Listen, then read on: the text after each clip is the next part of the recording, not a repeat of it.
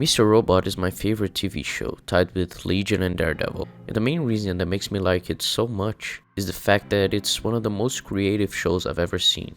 It has its own style, and it doesn't care that makes it unpopular with a lot of people. For example, in episode 4 of season 1, Elliot is dealing with withdrawal, so a lot of the episode is just his hallucinations. This is the lowest rated Mr. Robot episode in IMDb, but it's actually my favorite episode of season 1, because of Rami Malek's acting and because it takes the risk of being different, while still being integral to the story of season 1. Another good example is episode 6 of season 2, where most of it is an episode of a sitcom inside Elliot's head. Not only is the concept great, how it fits into the story and what they do with it is what makes such a different episode work within the show. In season 3 we also get the best episode of TV I've ever seen. Episode 5. It's an episode that is presented like Birdman, intending to look like one shot. Of course there are some cuts, but it's barely noticeable most of the time, which is another example of the creativity and the risks the show has and takes.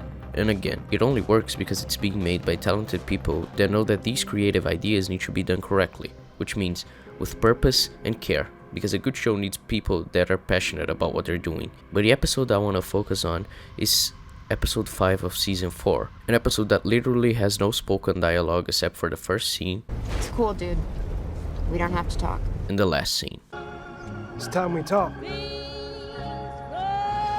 And this episode is amazing because the fact that there is no dialogue serves a purpose to show us how Elliot's relationship with Darlene is at the moment, to build tension and to give the actors the opportunity to showcase their talent, given that their facial expressions are what drives the unspoken dialogue with the characters forward. This episode is a perfect example of an interesting concept that is turned into something amazing because the people that work on the show know what they're doing. I said the silence in the episode is used to create tension, and that is because the heist they have to pull off is very important and very dangerous, and they can't communicate through a lot of it, making us learn their plan while they're doing it. And when things start to go sideways, they can't talk because that would draw the attention of the guard going after them. So the not talking is necessary in most of the episode, and it makes sense during it. Like I said, these creative ideas need to have purpose. I also said that this silence is used to represent the relationship between Elliot and Darlene, even though Dom is the main character this episode. But her subplot has no talking because the only person she can communicate with only talks to her via text. In the previous episode, Elliot had said that allowing Darlene to come back to his life was a mistake, so they were on bad terms. So after Darlene finds Elliot, who she couldn't find for the most of the previous episode, they aren't on good terms. But they still need to do the heist together, because the whole point of what they're doing is more important than their relationship. So them not talking to each other is representative of how their relationship is on a rough spot. But when Elliot realizes that he had just sort of sacrificed himself to save the plan and save Darlene, is when he realizes he doesn't want her to leave his life, that he can't lose her.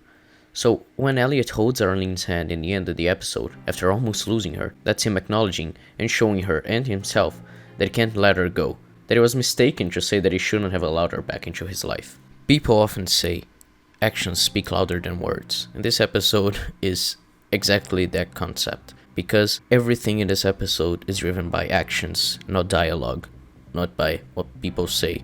And what Elliot does with his sister and then for his sister just speaks how much he regrets saying that he shouldn't have allowed her back into his life. The moment he holds her hand is a heartfelt moment because it shows that he's grown and that even though there is a cause and that he must protect, he still has to protect the things he loves.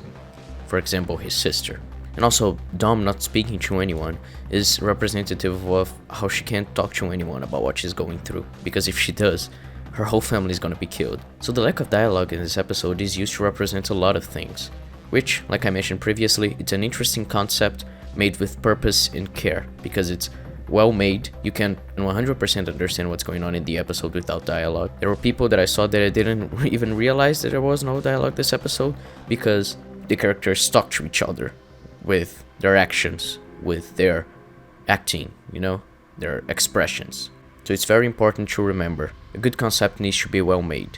You need creative, talented, hardworking people to make these interesting and different and risky concepts work, which is why Mr. Robot works 100% of the time.